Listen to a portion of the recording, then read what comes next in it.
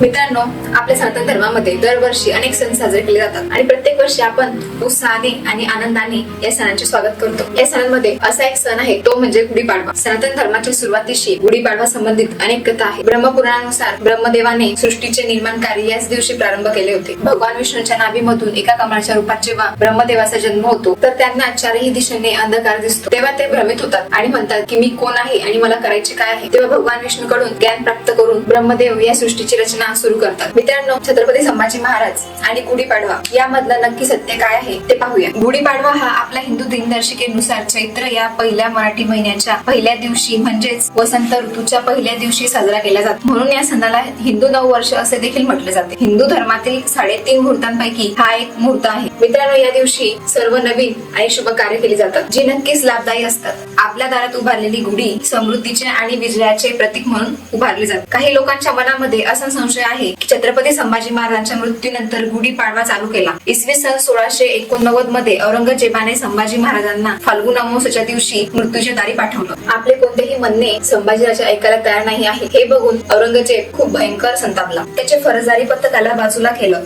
बोटात वाघनखे घातलेल्या हैवानांचे पथक शेजारीच तयार होतच। बादशाने त्यांना इशारा केला। त्याचे हशाम पुन्हा पुढे धावले। शंभूराजांना खांबाशी घट्ट बांधले गेले। 2 बलदंड शरीराचे राक्षस एकाने पाठीच्या वरच्या मणक्यापासून आणि दुसऱ्याने समोरून गड्यापासून शंभूराजांच्या अंगात वाघनखे घुसवले। राजांच्या अंगामध्ये तीक्ष्ण वाकड्या वाघनख्या घुसवून जोराने खाली ओढू लागले। राजाची त्वचा टळटळ फाटू लागली, कातडी सोडली जाऊ लागली आणि आतडी तुटू लागली। त्या दोघांच्या हातावर रक्ताचे उमाळे फुटून रक्ताच्या धारा वाहून खाली सांडू लागल्या। शंभूराजांनी जीव वाचवण्यासाठी हंबाडा फोडला नाही, पण दातात दात रुतून तो अत्याचार सहन करण्याचा ते प्रयत्न करीत होते। वस्त्राच्या चिंध्या कराव्या तशा त्यांच्या रक्त मांसाच्या चिंध्या होत होत्या। तो दोडावडा होणारा मानवी देह जागच्या जागी थरथरत होता। अंगातून रक्ताची उमाळे लागले। महादेवाच्या पिंडीवरून अभिषेकाचे दही दूध पायदळी पडावं असं रक्त महाराजांच्या पायाभोवती गोळा झालं। त्यांच्या बकऱ्यासारख्या सोडल्या गेलेल्या देहाकडे बघून औरंगजेब खदखद हसत होता। राजाचे फाडलेले जिवंत शरीर जागच्या जागी धडधड उडत होतं। तो जिवंत देह सोडून ते दोघे हैवान बाजूला झाले। त्याबरोबर औरंगजेबाने त्या फरजदारी 5 घटींना इशारा केला। त्या दैत्यांचे हात थरथरले, पण क्षणभरच दुसऱ्याच क्षणी शंभूराजांवर तुटून पडले। एकाने आपल्या हातातल्या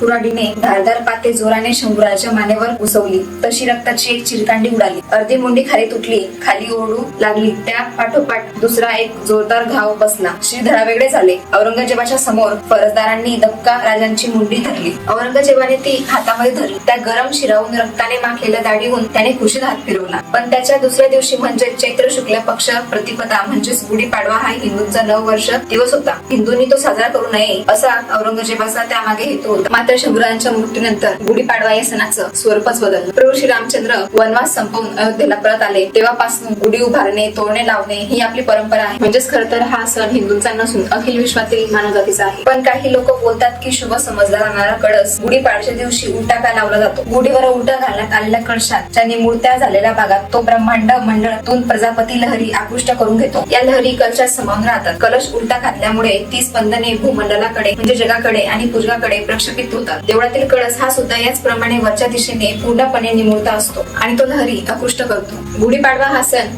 पहिल्यापासून साजरा केला जात होता, पण तसं पाहता संभाजीराजांच्या मृत्यूचं आणि गुढीपाडव्याच्या दिवशी उभारल्या जाणाऱ्या या गुढीशी काहीही संबंध नाही। मित्रांनो, तुम्हाला व्हिडिओ आवडल्यास कमेंटमध्ये नक्की सांगा आणि आमच्या सनातन मराठी YouTube चॅनलला नक्की सबस्क्राईब करा।